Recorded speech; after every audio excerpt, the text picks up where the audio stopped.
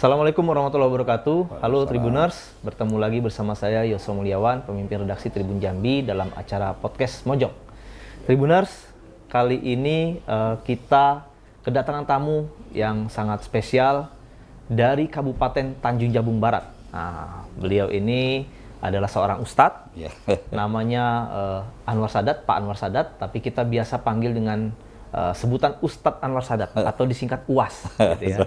Tapi bukan Ustadz Abdul Somad. Nah, ini Ustadz Anwar Sadat. Nah, Pak Ustadz Anwar Sadat ini adalah Bupati Tanjung Jabung Barat, ya, periode 5 tahun yang sebelumnya, dan kemudian bukan kebetulan, memang benar-benar gitu kan, menang dalam Pilkada Tanjung Jabung Barat baru-baru ini, gitu kan. Jadi terpilih lagi untuk periode kedua, gitu ya, Pak Ustadz ya. Nah, Tribuners, kita akan bincang-bincang dengan Ustadz Anwar Sadat sebagai calon bupati terpilih periode 2024-2029, ya, sekaligus juga Bupati Tanjung Jabung Barat yang sekarang bertugas lagi ya, Pak Ustadz ya, setelah kemarin cuti kampanye, gitu kan.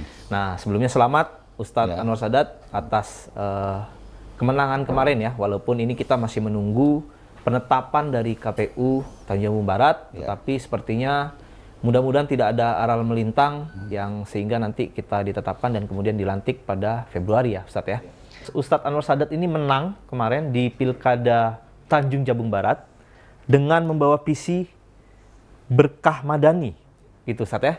Jadi ada visi istilahnya berkah madani. Nah, tapi mungkin ada Tribuners yang sudah mendengar, kemudian kemarin memilih Pak Ustadz, tapi mungkin juga ada yang masih masih belum mendengar atau lupa-lupa ingat gitu kan. Dan mungkin tidak hanya Tribuners di Tanjung Jabung Barat, tapi di Provinsi Jambi pengen tahu apa sih visi berkah madani itu, Ustadz. Nah, mungkin bisa dijelaskan ke Tribuners visi berkah madani itu seperti apa. Silakan, Ustadz. Ya, terima kasih. Pertama-tama kami mengucapkan terima kasih atas silaturahim yang pada sore hari ini kita sampai ke media Tribun Jambi, dan tentu kami juga terima kasih kepada masyarakat Kabupaten Tanjung Jabung Barat yang telah menentukan pilihan kepada UAS Katamso Pilkada 2024-2025. Kita tahu bahwa berkah madani ini adalah merupakan berkah jilid 2. Jadi kalau jilid pertama, tagline-nya hanya berkah. Jadi berkualitas, ekonomi maju, religius, kompetitif, dan harmonis. Aman dan harmonis. Nah, pada jilid 2 ini kita nambah madani. Jadi madani itu mandiri dan berinovasi. Karena tentu sebagai kabupaten yang saya kira punya potensi yang luar biasa. Kabupaten yang pertumbuhan ekonominya surplus 3,45%, ya. Kabupaten yang tidak mengalami defisit. Nah, ini patut kita apresiasi pertumbuhan ekonomi yang baik ini untuk menambah tagline berikutnya gitu. Bagaimana menjadikan Kabupaten Tanjung Jabung Barat ini sebagai kabupaten yang mandiri. Tentu kalau kita ingin mandiri, tidak banyak tergantungan gitu dengan dana-dana luar yang bisa kita kelola seefisien mungkin dan tepat sasaran dalam pembangunan, dan dia berimplikasi positif gitu bagi pertumbuhan ekonomi dan kesejahteraan masyarakat. Nah, lalu tentu ini juga diiringi dengan inovasi-inovasi daerah, karena kita tahu bahwa inovasi itu menjadikan prasyarat supaya suatu kabupaten itu bisa maju, bisa berkembang dan bisa maju. Nah, oleh karena itu kita buatlah jadi berkah madani itu berkualitas, ekonomi maju, religius, kompetitif, aman dan harmonis, mandiri dan berinovasi. Ya. Nah, madani satu-satu mandiri. Ya. Ini apa yang mau dilakukan Ustadz Anwar Sadat ini supaya kabupatennya mandiri dan tentunya juga masyarakatnya mandiri. Seperti apa Pak Ustadz? Betul, kita dengan kemarin baru kita selesaikan peraturan daerah tentang tata ruang ya. Jadi selama ini kan kita hanya mendengungkan hilirisasi. Nah, jadi bahan-bahan mentah kita seperti kelapa dalam, pinang dan sebagainya, itu kan kebanyakan diekspor keluar. Nah, sehingga masyarakat tidak banyak dapat manfaat ya dari hasil produksi perkebunan yang kita miliki. Nah, dengan kemandirian ini kami harapkan kita sudah membuka ruang ya, ada instrumen untuk mandiri. Pertama, perda tata ruang yang sudah kita siapkan. Sembari itu, nah proses hilirisasi bisa jalan kan. Alhamdulillah tahun ini 2025 saya groundbreaking kemarin satu perusahaan kelapa sawit di wilayah hilir. Yang hulu dulu sudah banyak, sekarang hilir sudah. Kemudian insyaallah 2025 ini kita buka kembali pabrik pinang yang ada di Kecamatan Matang Lumut.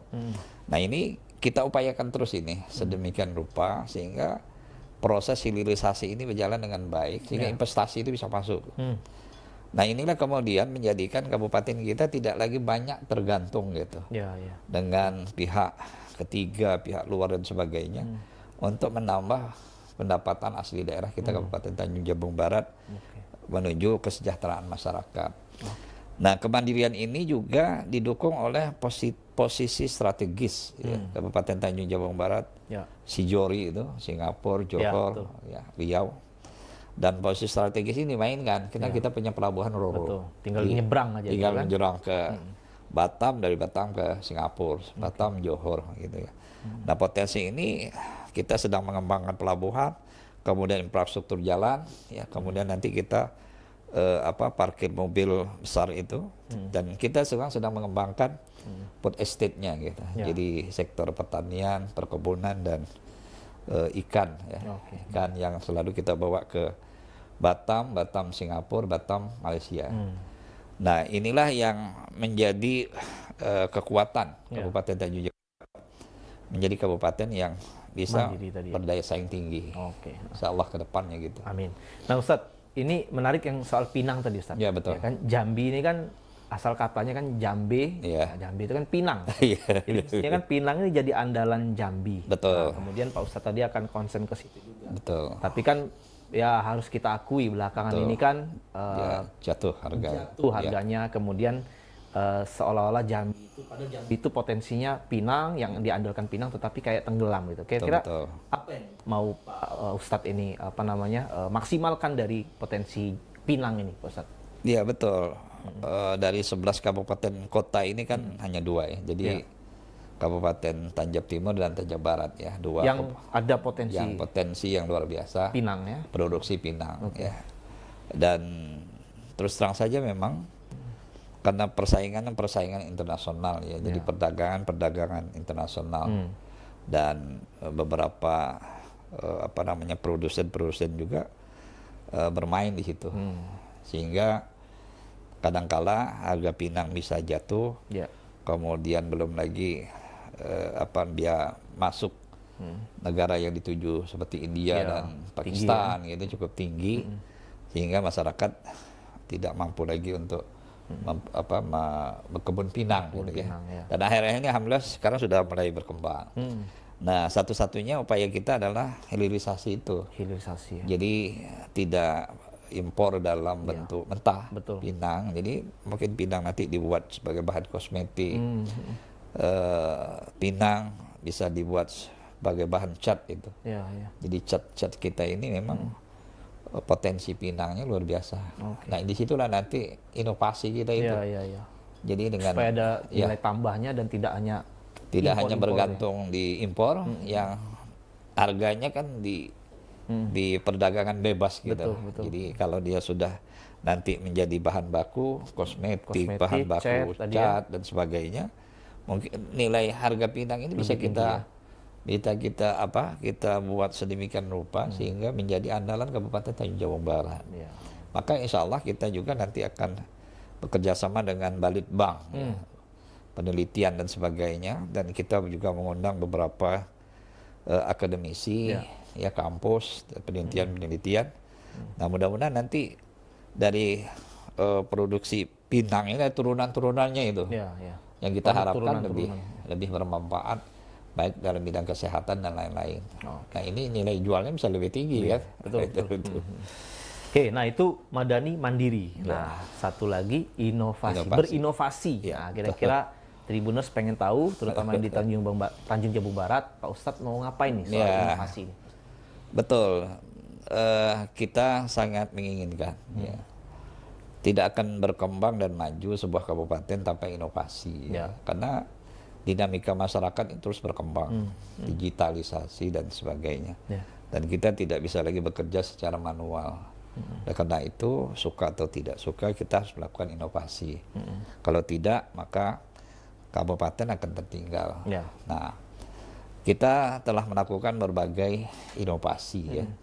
Misalnya di setiap OPD kita buat inovasi. Inovasi itu kan tidak mesti menghadirkan sebuah aplikasi dan sebagainya. Jadi mengadakan sesuatu yang belum ada itu kan sudah jadi inovasi. Ya. Misalnya begini, misalnya kita ingin mendeteksi angka kekerasan terhadap anak dan perempuan. Kalau dulu kan, kalau perempuan itu ada tindakan kekerasan kan malu ngadunya itu, betul. Untuk nyampaikan sini. Nah, mereka kita buatkan satu aplikasi.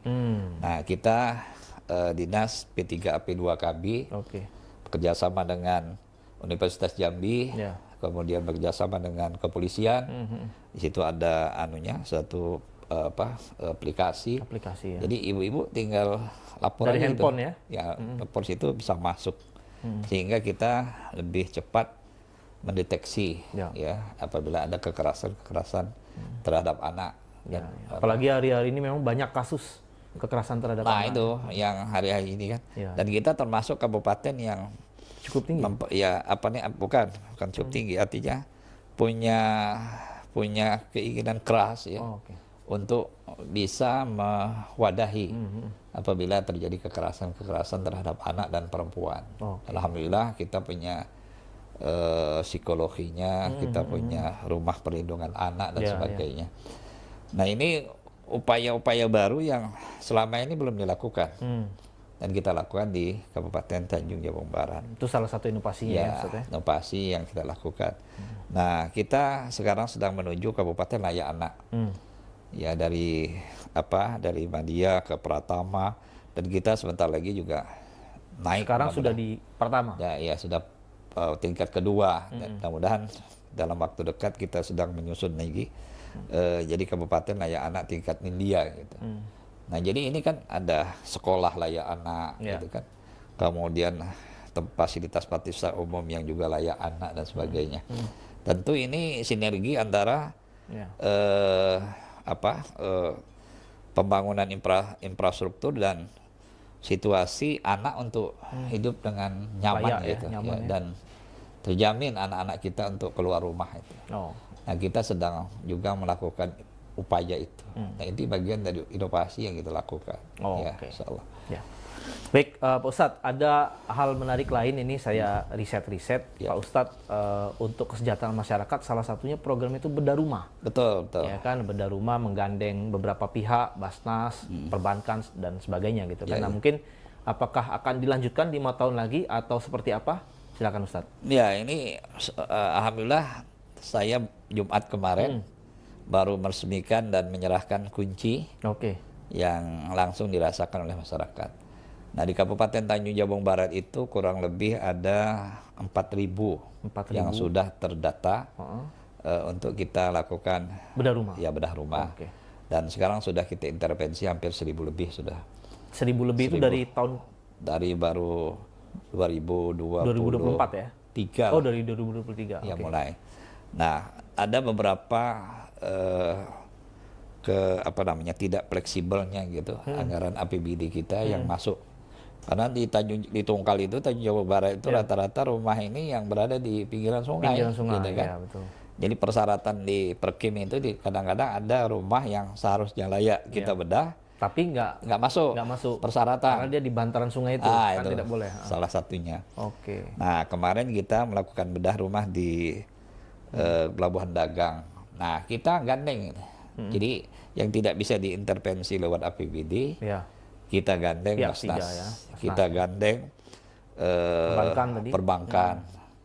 kita gandeng juga perusahaan-perusahaan dan mereka sangat terbuka gitu menyampaikan ke Pak Bupati. Saya bilang kita keroyokan ini kolaborasi. Kolaborasi. Karena tidak mungkin membangun Tanjung Jabung Barat ini sendiri gitu. Hanya dengan anggaran daerah. Iya. Kalau menggunakan dana daerah aja nggak cukup saya bilang. Dan alhamdulillah kemarin juga bedah rumahnya dilakukan oleh Perkim lewat APBD. Sanitasinya kita intervensi lewat Basnas. Ya. Jadi ada yang sanitasinya bisa kita masukkan lewat CSR perusahaan atau perbankan, bedah rumahnya Perkim. Ada bedah rumahnya Basnas, sanitasinya nanti Perkim. Dan itu saya lihat luar biasa itu. Jadi memang dirasakan langsung oleh masyarakat kita di Kabupaten Tanjung Jabung Barat yang sampai hari ini menjadi persoalan itu adalah karena rumah-rumah mereka dari kayu. Semi permanen, non permanen malah ya? Iya, karena kayu-kayu sekarang ini kan tidak kuat lagi. Paling-paling 1-2 tahun sudah. Betul. Dan kita mulai memberikan pemahaman untuk tidak lagi buang air di sungai. Jadi mereka kita buatkan jambannya yang semi permanen dan mereka sangat merasa senang sekali terbantu itu. Nah ini jadi upaya kita untuk menurunkan angka kemiskinan gitu. Jadi dulu waktu kami diangkat jadi bupati, angka kemiskinan kita itu 2 digit. 2 digit ya. Nah sekarang sudah tinggal 1 digit, tinggal 9. Dan ini bisa berkembang terus insyaallah. Nah Ustadz, tadi yang di bantaran sungai tadi itu apa solusinya Ustadz? Katakan nggak bisa tuh dapat bantu, apa solusinya Ustadz? Nah solusinya kita lewat Basnas tadi. Oh itulah ya, karena tidak bisa diintervensi oleh anggaran daerah. Lewat APBD daerah, kita lewat Basnas, kita lewat perbankan, kita kumpulkan dananya, lalu dana itu kita gunakan untuk merehab rumah yang orang-orang, terutama orang-orang yang memang penerima manfaat, PKH, misalnya punya bantuan langsung tunai yang rata-rata rumah mereka itu di bantaran sungai itu agak sulit dan itu. Susah untuk disuruh pindah ya. Iya, karena itu tadi budaya. Jadi kadang-kadang orang yang punya finansial, kalau di Tungkal itu kan ada Tokeh Kelapo, ada Tokeh Pinang. Tapi karena biasaannya buang di situ lah dia. Padahal kalau mau buat kan mereka punya kemampuan, punya uang kan untuk punya bikin uang, rumah nggak di bantaran sungai. Di bantaran sungai gitu. Nah, Pak Ustadz, itu dari sisi papan lah. Kalau sandang pangan papan itu dari sisi papan ya, tempat tinggal. Betul. Tapi kemudian juga di bidang kesehatan, Pak Ustadz juga ada soal berobat gratis ya. Betul. Nah, itu gimana? Mungkin bisa dijelaskan ke Tribuners, Pak Ustadz. Ya, alhamdulillah kami di akhir tahun ini setelah melihat APBN KIS hanya mampu mengcover 10.000, kemudian provinsi hanya bisa mengcover 7.000. Nah kita kan termasuk masyarakat miskin kita cukup tinggi ya. Dan ini tidak cukup hanya APBN dan provinsi. Maka kemarin kami intervensi lewat Dinas Sosial, pendamping PKH dan Dukcapil, betul-betul meneliti masyarakat yang belum terdata di BPJS. Dan setelah kami data kemarin kita dapat kurang lebih hampir 60.101. Jauh banget dari tadi 10.000 cuma jatahnya. Dan ini juga kita sepakati karena kesehatan itu kan pelayanan dasar, jadi pendidikan, kesehatan, dan kesehatan itu hak ajasinya masyarakat ya. Jadi saya bilang ini mesti kita bayarkan dan tidak murah ini karena di perubahan ini aja kita membayarkan masyarakat miskin kita yang 60.101 itu kurang lebih 9,9 miliar. Ya. Nanti di APBD murni di 2025 kita tambahkan lagi 22 miliar. Total 22 total miliar. itu. Nah, kita hanya kabupaten dapat UHC-nya gitu. Universal Health Coverage-nya itu. Kabupaten yang telah menjalankan undang-undang. Menjangkau semua itu ya. Menjangkau semua miliar itu ya. Kesehatan masyarakat kita di Kabupaten Tanjung Jabung Barat sehingga masyarakat ini tidak usah lagi berpikir bahwa berobat mahal gitu kan. Mereka sudah kita bayarkan dan hanya cukup menggunakan KTP. Tidak perlu lagi ada kartu ini, kartu ini. Kalau dia sakit, terus di puskesmas, kalau ada rujukan, bawa rujukan ke rumah sakit daerah. Ya, rumah sakit daerah. Insya Allah dilayani. Amin, amin. Ya. Oke, nah Tribuners makin menarik ini, Tribuners. Satu lagi Tribuners. Jadi namanya Pak Ustadz kan. Jadi sudah terbayang bahwa beliau ini ya Ustadz yang citranya adalah ya agamis lah kira-kira gitu kan. Nah, Pak Ustadz ini sering safari Jumat, ya kan? Safari subuh juga. Mungkin bisa cerita Pak Ustadz ini memang sudah kebiasaan dan pada akhirnya ya dijalankan di Tanjung Barat atau seperti apa Pak Ustadz? Iya, karena kami dari lingkungan pesantren jadi hal-hal seperti itu sudah biasa.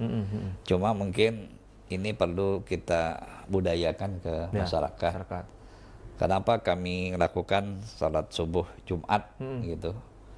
Karena kan kalau Jumat itu semuanya pahalanya berlipat ganda. Mulai dari kita membantu anak yatim, membantu lansia, membantu disabilitas. Sekaligus juga ada kita isi dengan tausiah di situ. Jadi membangun masyarakat itu tidak hanya kita memberikan materi, tapi bagaimana merubah mindsetnya gitu. Jadi budaya, gitu ya. Jadi budaya berpikir mengubah hal-hal yang tidak produktif menjadi produktif dan sebagainya. Nah, situ kita masukkan lewat tausiah tadi. Melalui pendekatan agama. Jadi berarti maksudnya. Agama, isu-isu agama. Lalu kemudian isu-isu agama inilah kemudian kita sampaikan ke masyarakat. Kemudian mereka alhamdulillah satu-satu juga memahami, mengerti untuk merubah pola kehidupan mereka supaya bisa menjadi lebih baik gitu. Ini Pak Ustadz tiap subuh. Betul, setiap hari ya, setiap subuh ya? Seminggu sekali, setiap subuh Jumat. Subuh pas hari Jumat. Ya. Kemudian hari Jumatnya? Jumatnya baru kita Jumat berkahnya. Salat Jumat ya? Salat Jumatnya dan subuhnya itu tergantung nanti. Misalnya Jumat ini kita ke Tungkal Ulu. Nanti Jumat depan ke Merlung. Jumat depan nanti ke Batang Asam. Nanti balik ke Kuala Betara. Jadi hampir setiap Jumat itu di kecamatan itu kita kunjungi. Jadi sholat subuhnya tausiah, sholat Jumatnya khotbah. Luar biasa. Dan itu keliling ke masjid berbeda ya? Ya, setiap desa, setiap masjid juga kita. 5 tahun ini sudah semua? Belum Ustadz ya? Alhamdulillah kalau semua enggak lah. Tapi kalau kita hitung sudah hampir 90% lah. 90%? Ya. Wah, 5 tahun ke depan bisa balik lagi ke masjid yang sudah dikunjungi dong ya? Luar biasa. Pengalaman apa yang pernah didapat? Maksud saya pengalaman yang paling berkesan Pak Ustadz selama safari subuh dan Jumat. Ada pengalaman yang paling berkesan itu masyarakat itu menyebut masjid kami ini belum pernah satupun bupati yang masuk. Gitu. Satu-satunya ini hanya Pak Ustadz yang masuk gitu kan. Ada lagi yang bilang masjid kami ini sejak berdiri sampai hari ini belum pernah dapat bantuan. Sekalian dia minta bantuan. Dan kita memang menyiapkan bantuan. Setiap Pak Ustadz kunjung. Jadi setiap subuh Jumat kita bantu anak yatim 40 anak yatim yang ada di sekitaran masjid. Kemudian para lansia kita bantu, kita berikan sembako. Jadi kalau lansia sembako, kalau anak yatim uang dan kita beri tas sekolah juga. Tas sekolah juga. Disabilitas kita kasih uang, kita kasih sembako. Nah, anak-anak yang stunting itu kita berikan susu yang padat gizi supaya tumbuhnya lebih cepat tingginya. Dan itu setiap Jumat kita lakukan. Setiap Jumat. Ini kerjasama dengan pihak ketiga juga atau murni anggaran daerah atau Pak Ustadz juga? Kita anggaran daerah, Basnas juga ada, perbankan juga bantu. Kolaborasi yang memang menyasar ke masyarakat secara langsung. Siap. Nah, Pak Ustadz mungkin satu lagi sebelum kita mengakhiri soal infrastruktur, Pak Ustadz. Seperti apa kondisinya 5 tahun ke belakang ini? Apakah Pak Ustadz melakukan perubahan-perubahan dan ke depan akan concern di mana nih? Apakah jembatan kah ataukah jalan atau infrastruktur sekolah-sekolah atau seperti apa? Silakan Pak Ustadz. Kalau infrastruktur, alhamdulillah hari ini juga cukup progresif ya. Nanti kalau Pemprov mau ke Tungkal sudah nyaman. Udah aman lah, nggak banyak jalan. Sudah ada lagi dan sudah ada Mandalikanya sudah ada Mandalikanya sirkuit yang menjadi kebanggaan. Salah tahun ini juga kita selesaikan beberapa ruas jalan ya, dengan biji beton karena khususnya di Kota Tongkal ini masih tenggelam air pasang ini kan. Kemudian di wilayah Ulu juga kita sedang membangun infrastruktur jalan yang menghubungkan ke perkebunan. Misalnya di Lubuk Bernai kita bangun jalan kemarin dengan dana kurang lebih hampir 18 miliar. Kemudian beberapa jalan-jalan yang belum tersentuh selama ini, misalnya jalan-jalan lingkungan, semua hampir sudah semua. Dan hari ini sudah tidak ada lagi desa-desa yang terisolir. Semua terkoneksi lewat jembatan. Ya, misalnya di seberang kota, Pengabuan seberang kota itu hampir 28 jembatan sudah kita tuntaskan. Sehingga tidak ada lagi desa-desa yang terisolir. Nah, hari ini termasuk sekolah. Hampir sudah 90% infrastruktur sekolah sudah siap. Kalau nanti Pemprov Tungkal ke Tanjung Jabung Barat, kalau lihat sekolah itu SD-nya sudah kayak Jamtos sudah. Wih, kayak mall ya? Kayak mall. Kayak mall sudah dia. Sudah luar biasa bangunannya. Dan kita sekarang sedang mempersiapkan halaman sekolah. Jadi kita bocor sehingga anak-anak bisa apel, kemudian kegiatan olahraga dan sebagainya. Dan itu insya Allah kita eksekusi nanti 2025 ini. Kita selesaikan. Mudah-mudahan di akhir 2025 infrastruktur pendidikan kita sudah selesai. Konektivitas jalan juga sudah selesai. Tinggal lagi kita akan memperluas ruas jalan lagi karena semakin hari semakin padat jalan di dalam kota khususnya dan di ruas-ruas jalan as lainnya. Nah, ini yang kita bangun sampai hari ini insyaallah. Amin. Nah, Tribuners, kita sudah sampai di penghujung acara. Mungkin kita pengen dengar tausiah-tausiah dikit lah dari Pak Ustadz ya kan di akhir acara kita ini. Mungkin silakan Pak Ustadz untuk khususnya masyarakat Tanjung Jabung Barat 5 tahun ke depan, mungkin Pak Ustadz pengen membersamai masyarakat dalam membangun Kabupaten Tanjung Jabung Barat. Silakan Pak Ustadz. Iya, masyarakat kami di Kabupaten Tanjung Jabung Barat kuncinya hanya satu, sebagaimana disampaikan oleh Allah di dalam Al-Quran, wa ta'awanu 'alal birri wat taqwa. Kita disuruh saling bertolong menolong, bersinergi, berkolaborasi untuk sebuah kebaikan. Nah, isyarat Al-Quran ini memberikan pembelajaran kepada kita bahwa ketika ada sebuah kebaikan yang dilakukan, mesti kita respon untuk sama-sama kita bergandeng tangan, bahu-membahu, sehingga kebaikan ini bisa kita selesaikan. Dan tidak mungkin kalau Allah dalam Al-Quran saja mengatakan wa ta'awanu, untuk saling bertolong menolong, tidak akan mungkin kebaikan itu bisa dapat kita selesaikan hanya satu orang. Jadi dia akan indah, dia akan baik apabila kita lakukan. Dan yang kedua yang disampaikan oleh Rasulullah, khairun nas anfa'uhum linnas. Jadi manusia yang baik adalah manusia yang bermanfaat bagi orang lain. Kita jangan pernah memandang kecil sebuah kebaikan yang kita berikan. Yakin dan percayalah, setiap kebaikan itu selalu bermanfaat bagi orang, dan kita dinilai oleh Allah menjadi manusia yang terbaik. Nah, mudah-mudahan dua kata kunci Al-Quran dan hadis Nabi menjadi acuan kita dalam menapaki kehidupan kita di atas dunia ini. Makasih. Amin. Makasih banyak Pak Ustadz. Saya serasa ikut safari subuhnya Pak Ustadz ini. Dan belum Ramadan udah kayak suasana Ramadan. Insya Allah, mudah-mudahan nanti. Oke. Selamat sekali lagi Pak Ustadz atas kemarin unggul dalam perolehan suara, dan semoga lancar sampai pelantikan. Dan juga tentunya 5 tahun ke depan dalam membangun Kabupaten Tanjung Jabung Barat lebih baik lagi. Baik, Tribuners, kita akan bertemu dengan Pak Ustadz di lain kesempatan, dan kami mohon undur diri. Pak Ustadz Anwar Sadat, terima kasih banyak. Saya Yosef Mulyawan bersama Pak Ustadz Anwar Sadat mohon undur diri. Wassalamualaikum warahmatullahi wabarakatuh. Waalaikumsalam warahmatullahi wabarakatuh. Terima kasih banyak Pak Ustadz.